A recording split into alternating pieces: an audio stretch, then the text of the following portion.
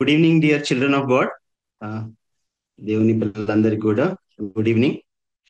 ఈ రోజు ఉంటున్నటువంటి టాపిక్ బిల్డింగ్ స్ట్రాంగ్ ఫౌండేషన్. నేను యాక్చువల్గా ఇది షుడ్ బి జనరల్ టాక్, కానీ నేను కొంత పీపీటీస్ అయితే బాగుంటుంది అని నేను పీపీటీ షేర్ చేస్తున్నాను on screen, so that it will be useful. అర్థం చేసుకోవడానికి బాగుంటుంది, ఆ, కొంత ఇంటరాక్టివ్ గా ఉంటుందని నేను ఆ, ఈ స్క్రీన్ షేర్ చేస్తున్నాను. Will go with the PPT. Screen కనపడుతుంది అనుకుంటున్నాను. ఎస్ బ్రదర్, కనిపిస్తుంది. ఎవరైనా ఒకరు, ఆ, రసంగి బ్రదర్ కాకుండా ఇంకెవరైనా ఒకరు స్క్రీన్ మీద ఏం కనబడుతుందో నాకు చెప్తే దాన్ని బట్టి నాకు క్లారిటీ వస్తుంది. Burj Khalifa sir. Yeah, very good brother, thank you very much. Okay, okay. ఇది యా, బుర్జ్ ఖలీఫా. దీని ఎత్తు దాదాపుగా 830 మీటర్లు లేదా 2722 ఫీట్ల ఆ, పొడవుగా ఉన్నటువంటి ఎత్తైనటువంటి నిర్మాణం. 830 మీటర్ల నిర్మాణం ఇది. ఇంత ఎత్తైనటువంటి నిర్మాణము, చాలా విశాలమైనటువంటి స్థలంలో కట్టబడినటువంటి నిర్మాణం ఇది. ఇది ఉన్నటువంటి ఏ స్థలంలో అయితే ఇది కట్టబడిందో ఆ ప్రాంతం యొక్క నేల అంత బలమైనటువంటిది కాదు, దాదాపుగా ఇసుక నేల లాగా ఉంటుంది. అటువంటి నేలలో ఇంత బలమైనటువంటి లేదా ఇంత ఆ, ఎత్తైనటువంటి నిర్మాణాన్ని కట్టడానికి ఏం చేసుంటారు ఇంజనీర్స్? అది నిలబెట్టగలుగుతుంది అంత ఎత్తైనటువంటి నిర్మాణం నిలబడడానికి? దానికి ఏం సపోర్ట్ గా ఉండొచ్చు అనుకుంటా ఉన్నారు?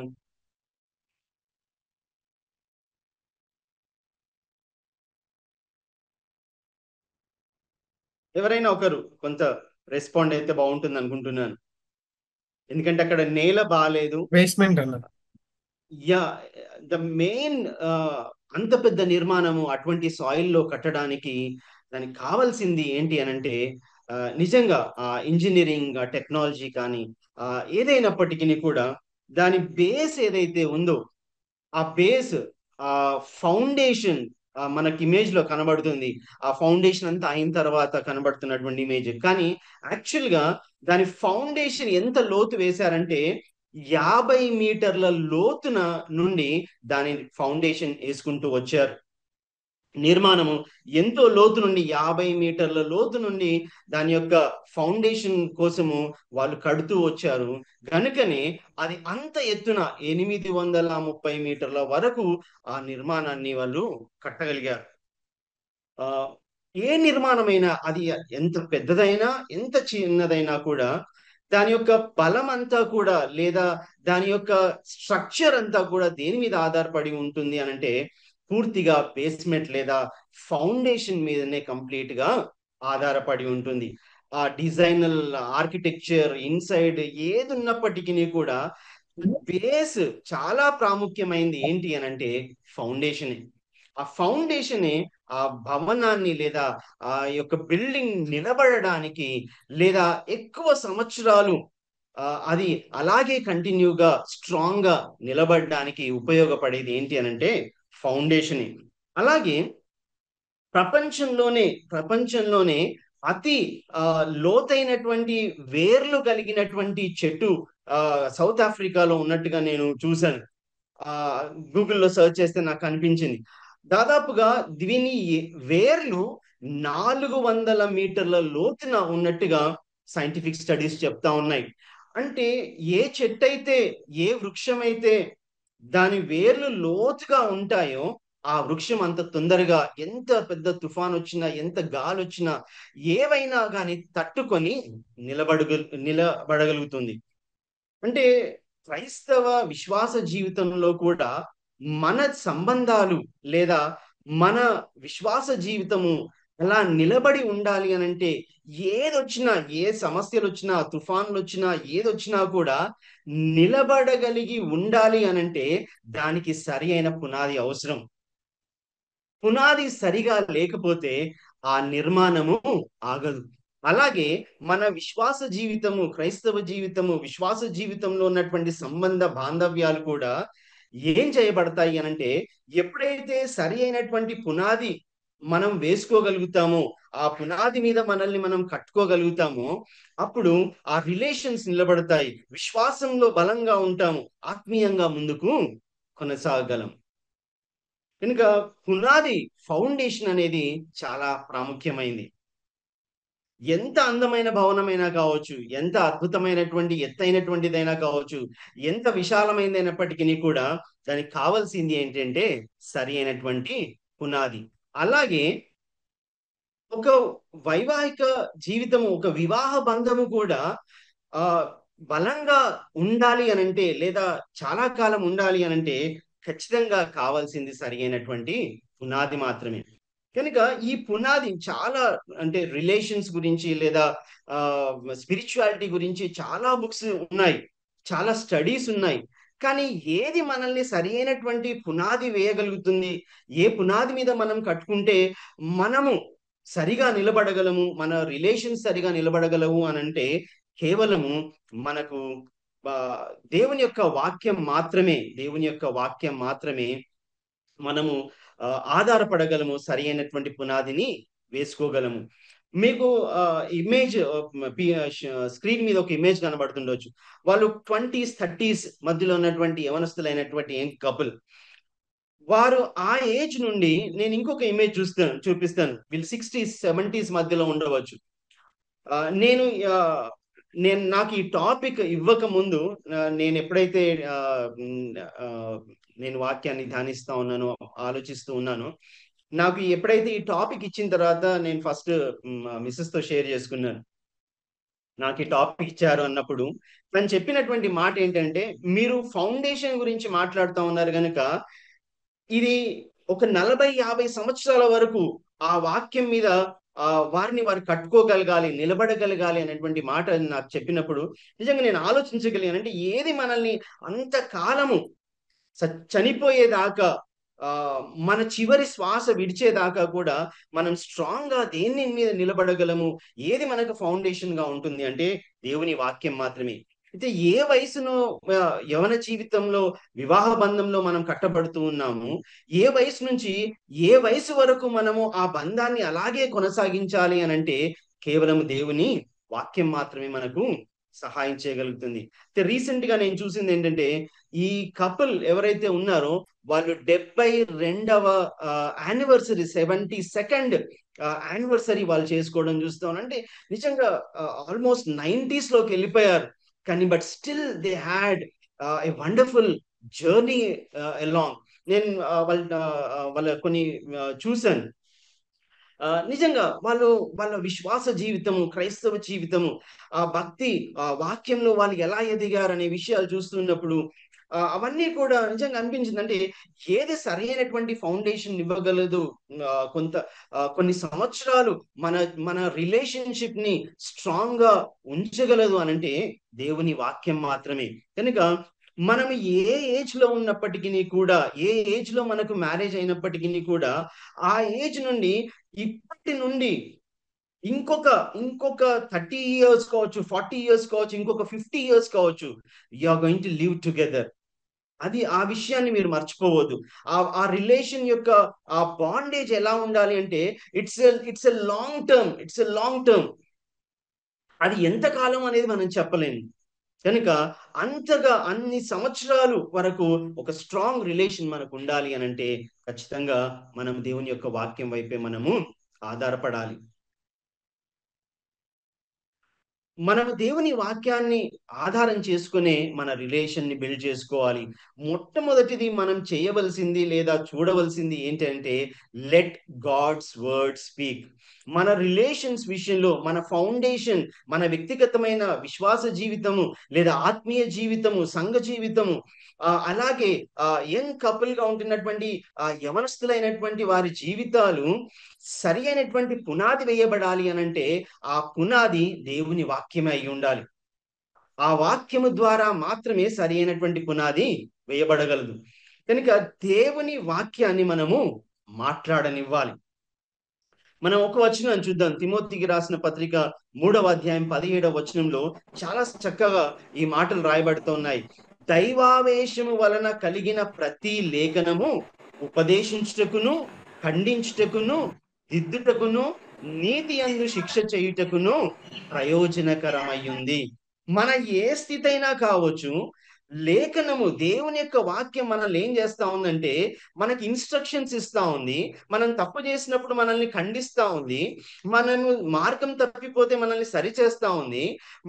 మనల్ని డిసిప్లైన్ చేయడానికి, ఒకవేళ మనం తప్పు చేస్తే శిక్షిస్తా ఉంది.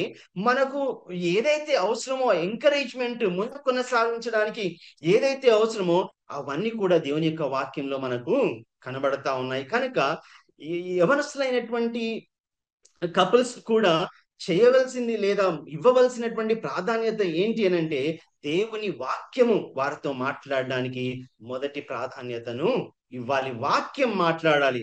మనం మాట్లాడితే, ఒకవేళ నేను మాట్లాడితేనో లేకపోతే నా వైఫ్ మాట్లాడితేనో ఒకవేళ కన్విన్స్ అవ్వచ్చు, అవ్వకపోవచ్చు. కానీ దేవుని వాక్యం అలా కాదు. అది సజీవమైనటువంటి ఆ వాడిగలిగినటువంటి వాక్యము గనుక ఆ వాక్యము ఖచ్చితంగా ఫలించగలుగుతుంది. ఆ వాక్యం సరిచేస్తుంది. కనుక మనము వాక్యంపై ఆధారపడవలసిన, వాక్యాన్నే మాట్లాడడానికి అవకాశం ఇవ్వాల్సిందిగా మొదటిదిగా మనము చూస్తా ఉన్నాము.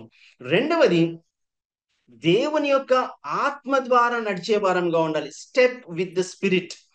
ఆత్మానుసారంగా నడిచే వారంగా మనం ఉండాలి. మనం ఈ వచనాలు గలతీ రాసిన పత్రిక 5వ అధ్యాయం 25, 26 వచనాలు మనం చూసినప్పుడు, మనము ఆత్మను అనుసరించి జీవించిన వారమైతిమా, ఆత్మను అనుసరించి క్రమముగా నడుచుకుందము. అంటే ఆత్మానుసారంగా నడుచుకోవడము, ఆత్మానుసారమైనటువంటి జీవితాన్ని కలిగి ఉండడము చాలా ప్రాముఖ్యమైనటువంటిది.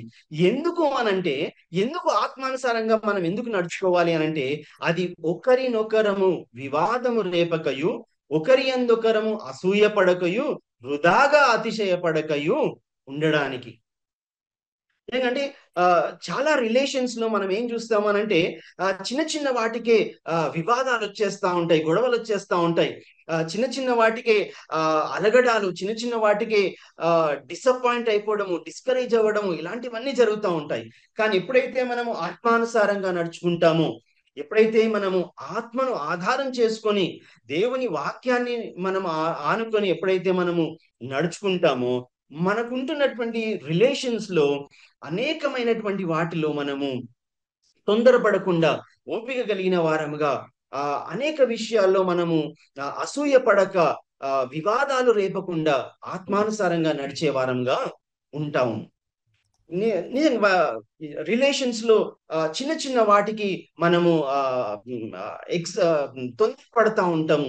చాలా సార్లు కోపం వచ్చేయడము, ఇలాంటివన్నీ కూడా జరుగుతూ ఉంటాయి. కానీ ఎప్పుడైతే ఆత్మానుసారంగా మనం జీవిస్తామో, వీటన్నిటిని మనము అధిగమించడానికి పరిశుద్ధాత్ముడు మనకు సహాయము చేస్తాడు. మూడవది ఏంటి అనంటే, వివాహ జీవితాన్ని మనము ఒక ఒక జస్ట్ రిలేషన్ గా కాకుండా దేవుని యొక్క నిబంధన సంబంధము అనేటువంటి దాన్ని మనము గుర్తుంచుకోవాలి. ఏ కవనెంట్ రిలేషన్షిప్.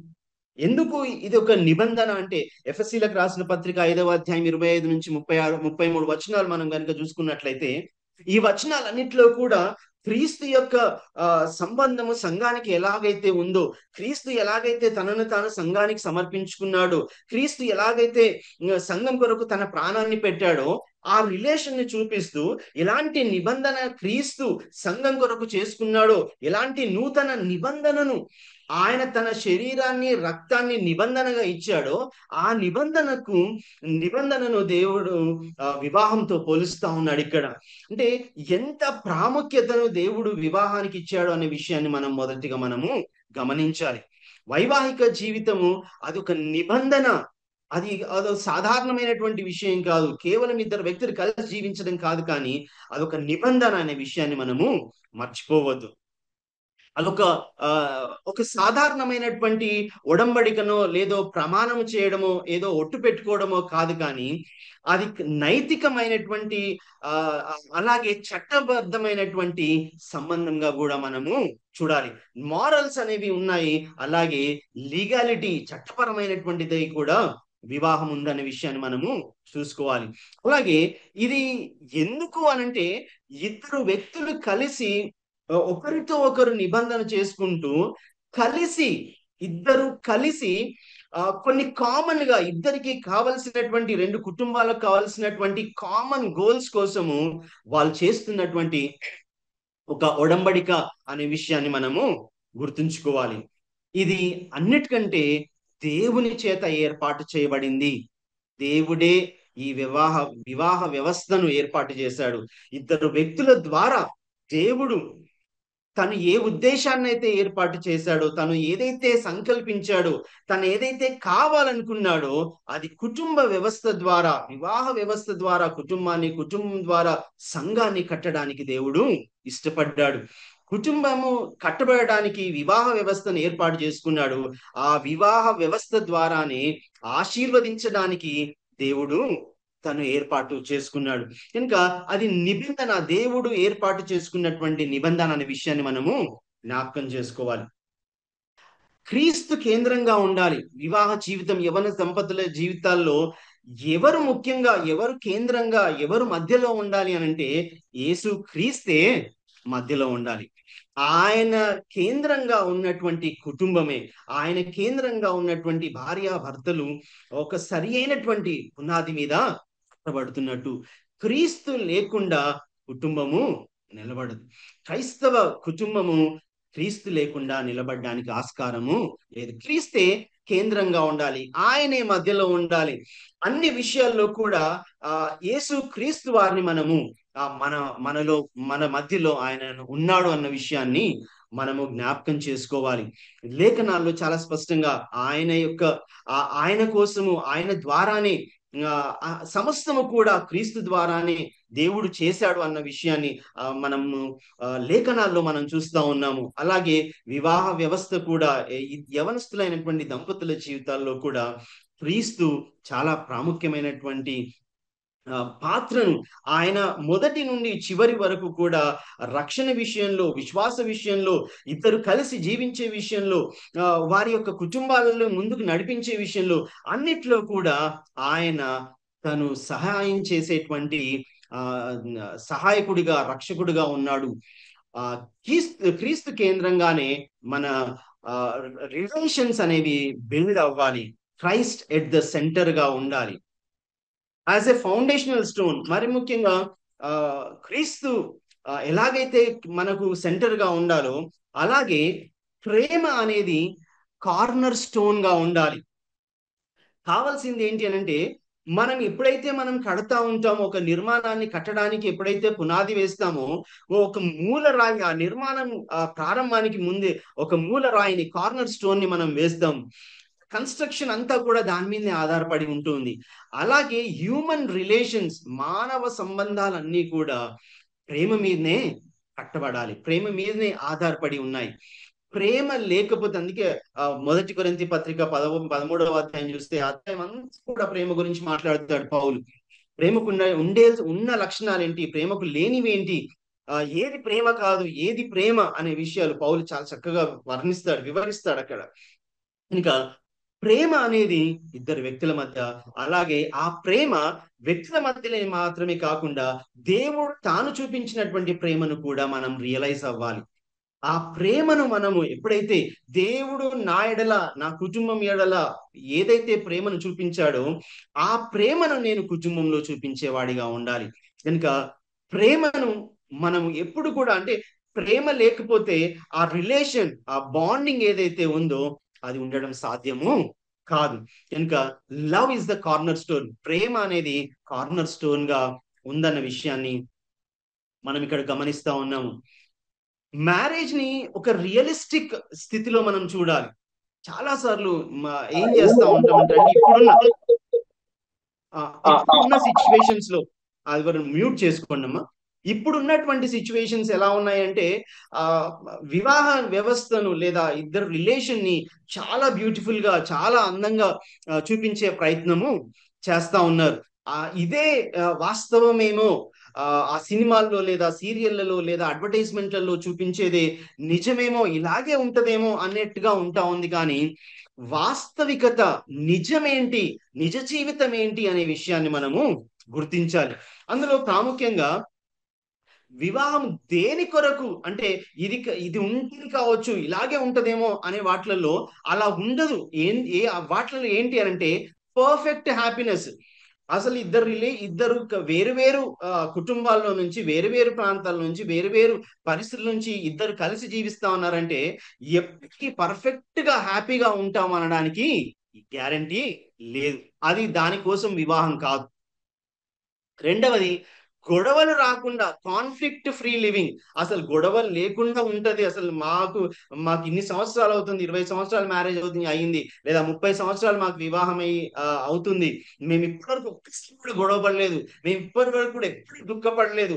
ఎప్పటికీ సంతోషంగానే ఉన్నాము. ఎప్పటికీ మేము కలిసే ఉన్నాము. ఒకటే మాట మీద ఉన్నాము. లేదా ఎప్పటికీ అసలు గొడవలే రాలేదు మాకు అనేటువంటి ఫ్యామిలీ ఏది కూడా లేదు. అయితే మరి దేనికోసం ఈ ఈ వివాహ వ్యవస్థను దేవుడు ఏర్పాటు చేశాడు? ఎందుకు ఇతన్ని ఏర్పాటు చేసుకున్నాడు అని అంటే ఒక పర్ఫెక్ట్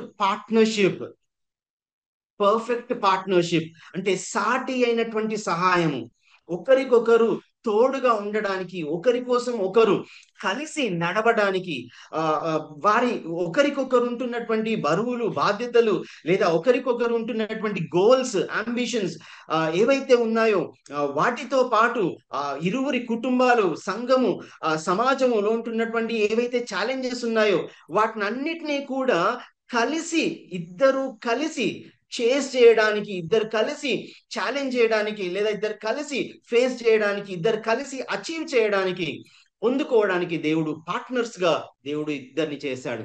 అలాగే ఆత్మ సంబంధమైనటువంటి అన్యోన్యతను దేవుడు కలిగించడానికి, అలాగే అన్నిటికంటే ఇద్దరు కలిసి దేవుణ్ణి వెదకడానికి, దేవునిపై ఆధారపడి తాను ఏ ఉద్దేశాన్ని అయితే ఏర్పాటు చేశాడో ఆ ఉద్దేశం కోసం ఇద్దరు పని చేయాలని దేవుడు ఇరువురిని ఏర్పాటు చేసుకున్నాడు.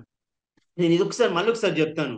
పర్ఫెక్ట్ హ్యాపీనెస్ కోసం కాదు, కాన్ఫ్లిక్ట్ ఫ్రీ లివింగ్ కోసం కాదు. అంటే ఎల్లకాలము సంతోషంగా ఉండడానికి వివాహం చేయబడిందంటే కాదు.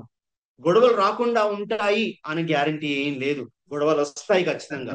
అలాగే ఎందుకోసం చేయబడ్డాము అని అంటే ఒక పర్ఫెక్ట్ పార్ట్నర్షిప్, కలిసి పనిచేయడం కోసం, కలిసి ఎదగడానికి, ఒక ఆత్మ సంబంధమైనటువంటి అన్యోన్యతను దేవుడు ఇవ్వడానికి వివాహాన్ని పెట్టాడు. అన్నిటికంటే ఇద్దరు కలిసి దేవుణ్ణి వెతకడానికి, దేవుణ్ణి ఆరాధించడానికి, దేవుని పని చేయడం కోసమే వివాహ జీవితాన్ని దేవుడు ఏర్పాటు చేసుకున్నాడు.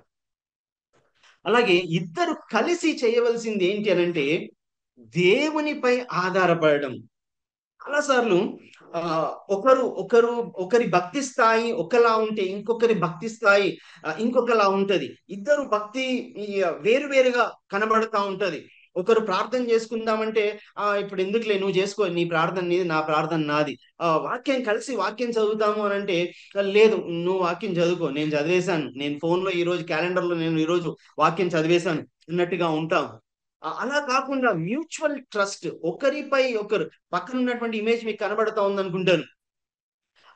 వివాహ వ్యవస్థలో ఒకరి పట్ల ఒకరికి ఎంత నమ్మకం ఉండాలి అంటే ఆ ట్రస్ట్ ఆ దేవుడు ఏర్పాటు చేశాడు కనుక ఒకరి పట్ల ఒకరు అదే నమ్మకాన్ని కలిగి ఉంటూ క్రీస్తును కూడా, యేసు ప్రభు వారిని కూడా అంతగానే ఇద్దరు కలిసి నమ్మాలి, ఆయన యందు విశ్వసించాలి.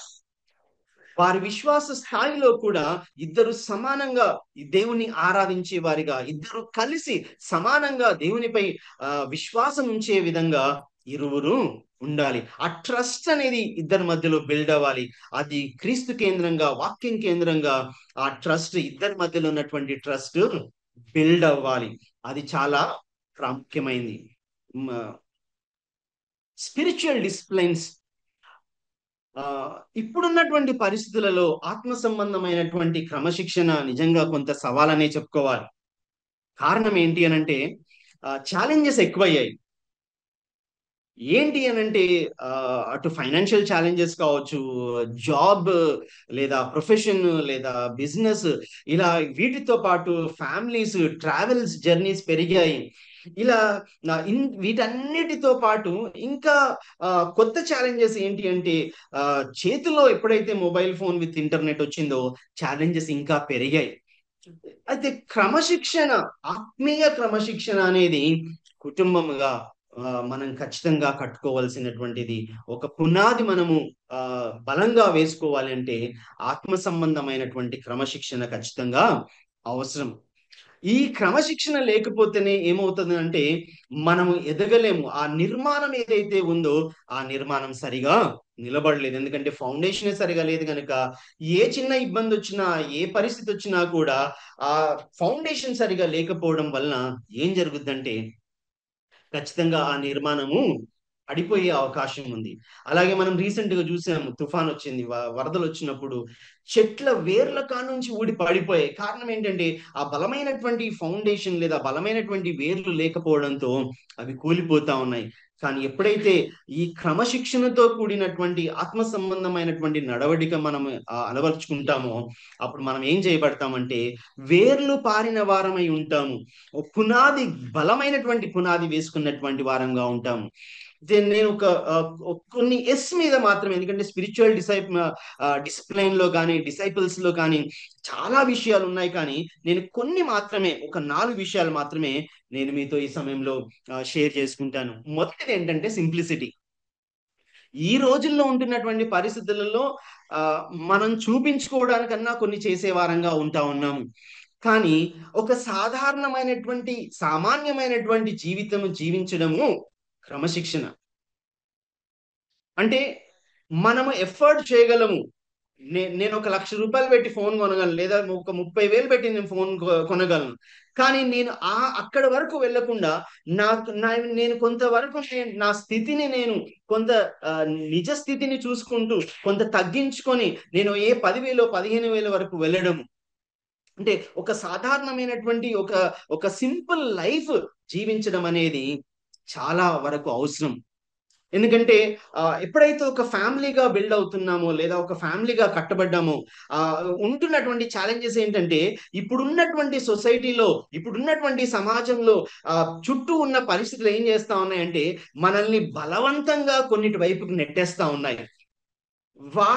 అప్పుడు అవి మనం చేసుకుంటూ వాటిని వెంబడిస్తూ మనం ఏం చేస్తా ఉన్నాం అంటే అనవసరమైనటువంటి అప్పుల్లో కూరుకుపోవడము, అనవసరమైన ఇష్యూస్ లోకి వెళ్ళిపోవడము, అనవసరమైనటువంటి వాటిలోకి వెళ్ళిపోవడము జరుగుతా ఉంది.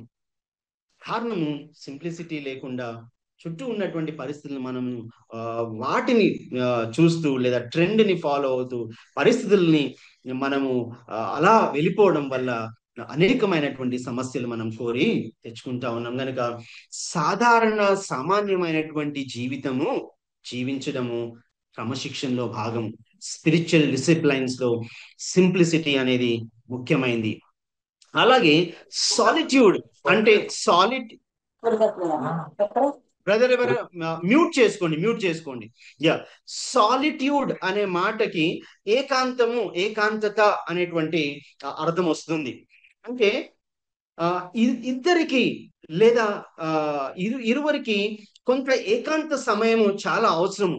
కొన్ని విషయాలు హాల్లో కూర్చొని మాట్లాడే ఉంటాయి, కొన్ని వీధిలో నిలబడి మాట్లాడే ఉంటాయి, కొన్ని బెడ్రూమ్ లో మాట్లాడుకునే ఉంటాయి. ఆ స్పేస్ ఏదైతే ఉందో ఆ స్పేస్ ఒక వాలంటరీగానే మనం ఆ స్పేస్ ఒక ప్రైవేట్ స్పేస్ కొన్ని విషయాలు, కొన్ని సంగతులు మాట్లాడుకోవడానికి, దేవుని యొక్క వాక్యంలో దేవుని యొక్క సంగతులను గురించి, మిగతా ఇష్యూస్ గురించి ఇద్దరు కలిసి చర్చించుకోవడానికి ఒక ఏకాంతమైనటువంటి ప్లేస్ కావాలి. చాలా విషయాలు ఏమవుతున్నాయంటే ప్రతిదీ కూడా డిస్కషన్ హాల్లో పెట్టేస్తారు, లేకపోతే డైనింగ్ టేబుల్ దగ్గర డిస్కషన్స్ పెట్టేస్తారు, లేదా టీవీ రూమ్ లో డిస్కషన్స్ పెట్టేస్తారు. అవి ఏం చేస్తాయి అనంటే దట్ స్పాయిల్స్, అంటే మొత్తం ఉన్నటువంటి పరిస్థితిని, ఆ వాతావరణాన్ని అంతటినీ కూడా పాడు చేస్తాయి. ఇద్దరికి ఇక నేను చెప్పింది ఒకవేళ ఆ ప్రపోజల్ కనుక లేదా ఆ మాట భర్త చెప్పాడు, అంటే భార్య లేదు, అది అది అది కరెక్ట్ కాదని భార్య అంటే, ఇగో నా మాట వినలేదు నా భార్య అని భర్త ఫీల్ అవ్వడము. లేకపోతే భార్య ఏదైనా ఒక ఒక మాట చెప్తే భర్త ఏ చట్ నీకు తెలియదు అనే ఒక మాట అనడం వల్ల అయ్యో నా నా భర్త నాకు రెస్పెక్ట్ ఇవ్వట్లేదు అనేటువంటి ఆ పరిస్థితులు వస్తాయి. అదే ఇద్దరు ఇద్దరు ఏకాంతంగా ప్రైవేట్ గా లెట్ మీరు డిస్కస్ చేయాలి ఫస్ట్. ఆ తర్వాతనే అది బెడ్రూమ్ లో నుంచి హాల్లోకి వస్తుందా, టీవీ రూమ్ లోకి వస్తుందా, ఎక్కడికి వచ్చినా కూడా ముందు మీ ఇద్దరి మధ్యలో జరగాలి. ఆ ప్రైవేట్ ప్లేస్ అవసరం. అది ఆత్మీయంగా స్పిరిచువల్ పర్పసెస్ లో కూడా చాలా అవసరం. అలాగే సబ్మిషన్. ఆ మనం ఒకరికొకరు ఒకరం తగ్గించుకొని ఒకరికొకరు సమర్పించుకోవడం. ఉమ్, అది వాలంటరీగానే నా అంతట నేనే ఆ, నేను నేను చేయాల్సినటువంటి పని. భర్తగా భార్యకు, భార్యగా భర్తకు ఆ సబ్మిట్ అవ్వాలి. ఆ సబ్మిషన్ మనము ఎఫ్ఎస్సి పత్రిక, మిగతా పత్రికల్లో చాలా పత్రికల్లో మనం చూస్తాం. పౌలు ఆ భర్తలారా మీ భార్యల్ని ప్రేమించండి అని రాస్తూ భార్యలు భర్తకు లోబడాలనే మాట రాస్తా ఉన్నాడు.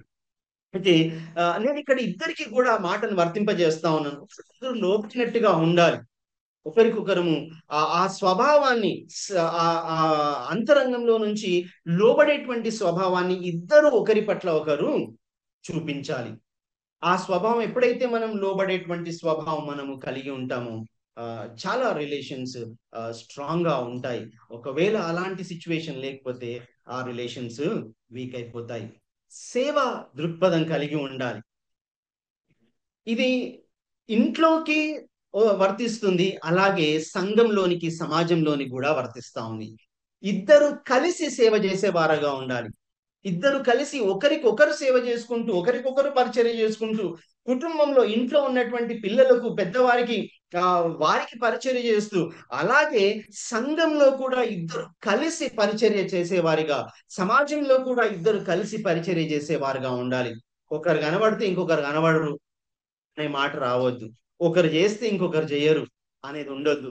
ఇద్దరు కలిసి సర్వీస్ చేసే వారిగా ఉండాలి. ఇది స్పిరిచువల్ డిసిప్లైన్ లోకి వస్తుంది. మనం సాధారణమైనటువంటి జీవితం జీవించే వారంగా ఉండాలి.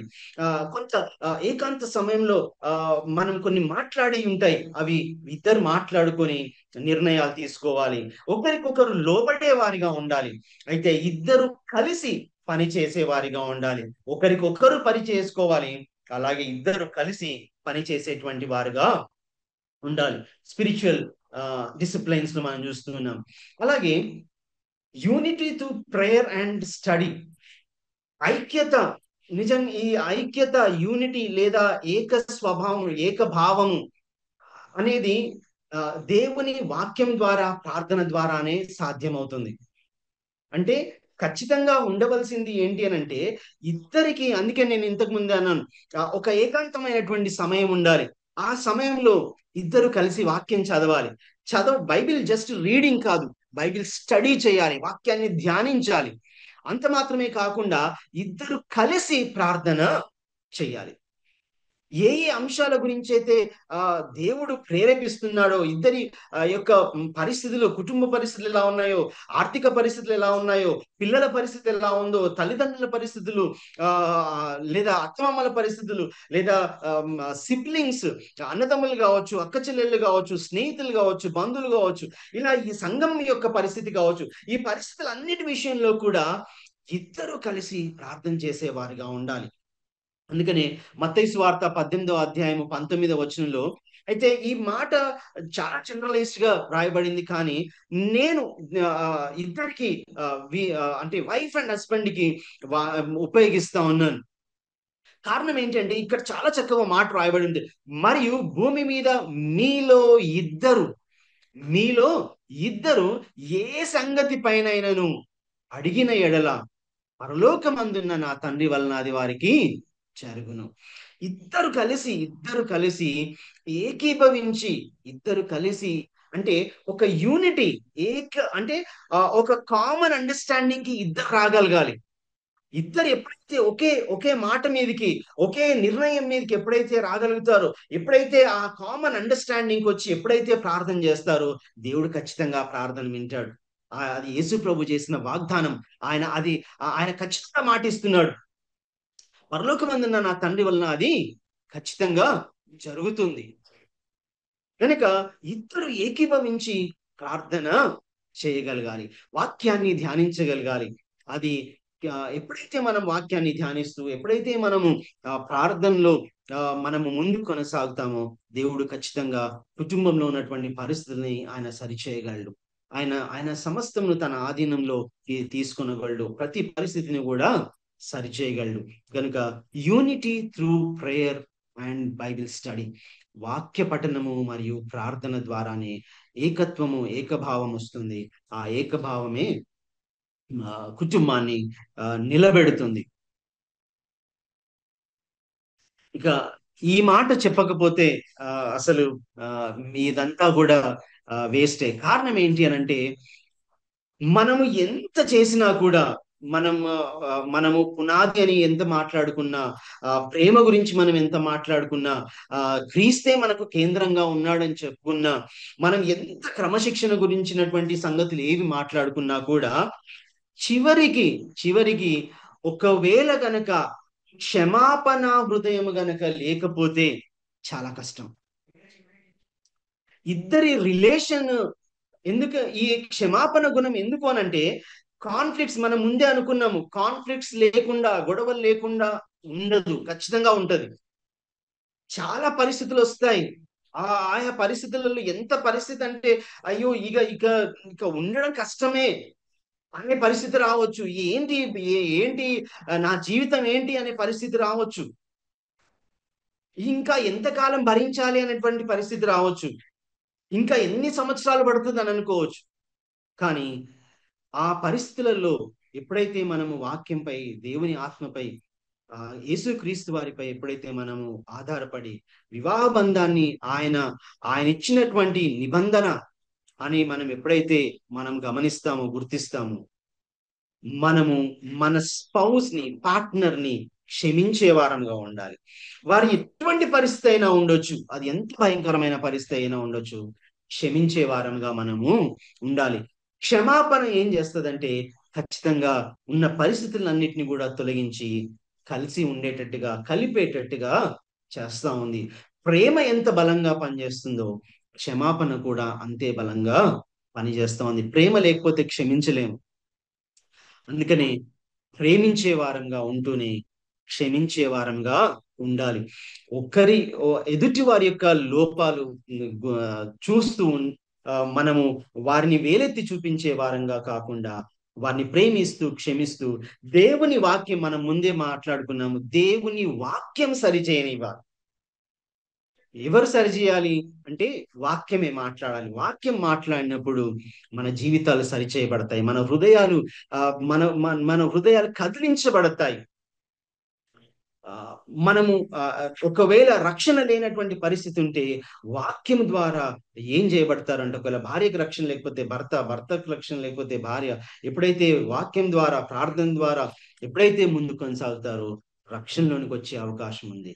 అలాగే ఎప్పుడైతే క్షమాపణ కలిగి ఉంటామో, ఆ క్షమించగలిగేటువంటి గుణం ఉన్నప్పుడు ఖచ్చితంగా ఆ రిలేషన్ నిలబడుతుంది. ఎందుకంటే యేసు ప్రభువే క్షమించాడు. తాను ఎలాగైతే క్షమించాడో అదే గుణాన్ని మనము ఇతరులకు చూపించే వారంగా, మరి ముఖ్యంగా కుటుంబంలో చూపించే వారంగా ఉండాలి. ఆయన క్షమించాడు గనుక మనము ఆయన బాటలో, యేసయ్య బాటలో మనము నడిచే వారంగా ఉండాలి. నేను చెప్పినవన్నిటిని ఒక్కసారి నేను రీక్యాప్చులేట్ చేసే ప్రయత్నం చేస్తాను. మనము 10 విషయాలు ఇప్పటి వరకు మనం చూసుకున్నాము. మొదటిది ఏంటంటే, లెట్ గాడ్స్ వర్డ్ స్పీక్.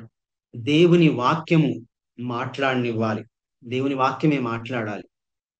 రెండవది ఏంటి అనంటే, ఆత్మచేత నడిపింపబడాలి. మనము పరిశుద్ధాత్ముని యొక్క గైడెన్స్, ఆయన ఆదరణకర్త అనేటువంటి పేరు ఇవ్వబడింది. ఆయన ఆదరించేవాడు, ఆయన గైడ్ చేసేవాడు కనుక ఆయన అడుగుజాడలేదు. ఆత్మానుసారమైనటువంటి నడవడిక మనకు అవసరము. ఆత్మచేత మనం నడిపింపబడే వారంగా ఉండాలి. మ్యారేజ్ ని రియలిస్టిక్ గా మనం చూడాలి. అదేదో ఇంతకు ముందు మాట్లాడుకున్నట్టుగా సినిమాటిక్ గా ఆ చూడడానికి అవకాశం ఎంత మాత్రం కూడా లేదు. రియలిస్టిక్ లైఫ్, నిజ జీవితం వేరు, సినిమాటిక్ లైఫ్ వేరు. నిజ జీవితంలో ఏదైతే వాస్తవికత ఉందో, లేదా నిజమైనది ఏదైతే ఉందో దాన్ని మనము చూడాలి. నాలుగవది ఏంటంటే, వివాహ బంధము ఒక కవనెంట్ రిలేషన్ అనేది మనం గుర్తించాలి. నిజమైనటువంటి దేవుడు ఏర్పాటు చేసినటువంటి నిబంధన సంబంధము అని మనము గుర్తించాలి.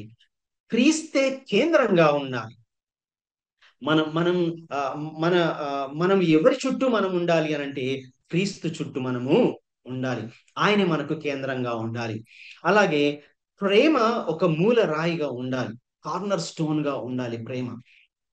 ఆ, ఉమ్, దేవుని మీద సంపూర్ణమైనటువంటి నమ్మకము, విశ్వాసాన్ని మనము కలిగి ఇద్దరు కలిసి ఆ ఆ పని, ఆ దేవునిపై ఆధారపడటం, దేవునిపై విశ్వాసం ఉంచడము, దేవుణ్ణి ఆనుకొని ముందు కొనసాగడము చేయాలి.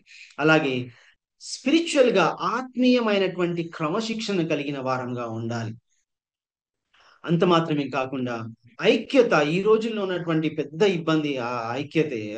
This the major problem. అన్ని పరిస్థితులు, అన్ని చోట్ల ఇదే పరిస్థితి. సో ఆత్మీయ సంబంధమైనటువంటి ఐక్యత రావాలి అని అంటే, అది కేవలము దేవుని యొక్క వాక్యము, బైబిల్ స్టడీ ద్వారా, ప్రార్థన ద్వారా మాత్రమే అది సాధ్యమవుతుంది. అంత మాత్రమే కాకుండా they need to have some private space కూడా కావాలి అని మనం మాట్లాడుకున్నాం. So you need to through prayer and Bible study. చివరిగా ఆ క్షమించే వారంగా ఉండాలి. ఖచ్చితంగా ఆ క్షమా గుణము ఏదైతే యేసుప్రభు వారు కల్వరి సిలువలో చూపించారో, ఆ క్షమా గుణాన్ని మనం కుటుంబంలో, ఆ స్పౌస్ పట్ల మనం చూపించే వారంగా, కుటుంబంలో ఉన్న పిల్లల పట్ల, కుటుంబంలో ఉన్న పెద్దవారు, ప్రతి ఒక్కరి పట్ల ఆ, మనం ఫర్గివ్నెస్, ఆ క్షమాపణను మనము చూపించే వారంగా ఉండాలి. ఇవి ఆ మనము ఆ మన మన రిలేషన్షిప్ ని పునాది మీద, సరి అయినటువంటి పునాది మీద కట్టినటువంటి భవనం ఎలాగైతే ఉంటుందో అలా ఉండడానికి దేవుడు వీటిని మనకు ఇచ్చాడన్న విషయాన్ని మనం గుర్తు పెట్టుకుంటూ, మన రిలేషన్ ఏదైతే స్పౌజ్ మ్యారిటల్ రిలేషన్ ఏదైతే ఉందో, వివాహ వ్యవస్థ ఏదైతే ఉందో, అది ఒక 5 సంవత్సరాలు 10 సంవత్సరాలు కాదు, కానీ దేవుని చిత్తం అయితే 50 సంవత్సరాలు 30 సంవత్సరాలు ఇంకా కలిసి జీవించాల్సిన వారంగా ఉంటామన్నాం గనుక, అటువంటి ఆ కృప దేవుడు మనందరికీ కూడా అనుగ్రహించును గాక. దేవుని యొక్క కృపలో, దేవుని యొక్క దయలో కుటుంబాలు కట్టబడుతూ, ఆయన రాజ్యం కొరకు, ఆయన ఆయన సువార్త కొరకు, ఆయన సిలువ సువార్తను అందరికీ ప్రకటిస్తూ, ఆయన ప్రేమను చూపించే వారుగా కుటుంబాలు ఉండాలని కోరుకుంటూ, మీకు సమయాన్ని ఇచ్చినటువంటి టీం నాయకులకు అందరికి కూడా వందనాలు చెల్లిస్తున్నాను. Thank you very much. నీకు వందనాలు నాయన. నాయన మేమందరం ఇక్కడ చేరుకొని నీ వాక్యాన్ని నేర్చుకోవడానికి ఇచ్చిన ఈ సమయం బట్టి మీకు వందనాలు చెల్లించుకుంటున్నాం తండ్రి. నాయన మరి ఎన్నో విషయాలు ఉన్నాయి ప్రభా, అవన్నీ ఒకేసారి మేము నేర్చుకోలేకపోవచ్చు, పాటించలేకపోవచ్చు. అయితే పరిశుద్ధాత్మ దేవుడిని మాకు ఇచ్చావు. ప్రతి స్టెప్ లో మమ్మల్ని గైడ్ చేస్తూ ఎలా బ్రతకాలి, ఆయనకి దేవునికి ఇష్టమైన విధంగా ఎలా బ్రతకాలి అనేది మాకు నేర్పించడానికి పరిశుద్ధాత్మను మాకు ఇచ్చావు నాయన. నీకు వందనాలు తండ్రి. మరి మేము నేర్చుకున్నవి అది పాటిస్తూ నిన్ను సంతోష పెట్టే వారంగా ఉండడానికి సహాయం చేయండి. నిన్ను బాధ పెట్టేటట్లుగా కాకుండా, నిన్ను విసిగించే విధంగా లేకుండా, నీకు ఎలా అయితే ఇష్టమో మేము అలాగా బ్రతకడానికి, ప్రతిరోజు మేము చనిపోతూ నీలో మేము బ్రతకడానికి సహాయం చేయ. ఆశ మాకు దయచే. ఆశ మేము అది చచ్చిపోకుండా సహాయం చేయ. ఆశ ఎప్పటికప్పుడు అది ఎన్లైట్ చేయమని వేడుకుంటున్నాం ప్రభు. నీకు వందనాలు చేయించుకుంటూ, ఇక్కడ ఎవరైతే వచ్చారో వాళ్ళందరినీ కూడా జ్ఞాపకం చేసుకోండి. వాళ్ళ అవసరాలు ఎన్ని ఉన్నాయో మాకు తెలియదు, ఎలాంటి అవసరాలు ఉన్నాయో, ఎన్ని కష్టాలు, ఈ రిలేషన్షిప్ ఇబ్బందులు ఉన్నారో మాకు తెలియదు. నీకు అన్ని తెలుసు నాయన. కాబట్టి సహాయం చేయి, నడిపించు నాయన. మరి ఒకసారి మేము మళ్ళీ ఇలా కలుసుకొని నీ వాక్యాన్ని నేర్చుకోవడానికి ఇంకా మనం బలపరిచి దానికోసం సిద్ధపరచమని త్వరలో యేసుక్రీస్తు పరిశుద్ధ నామములో అడిగి వేడుకుంటున్నాం తండ్రి. ఆమేన్.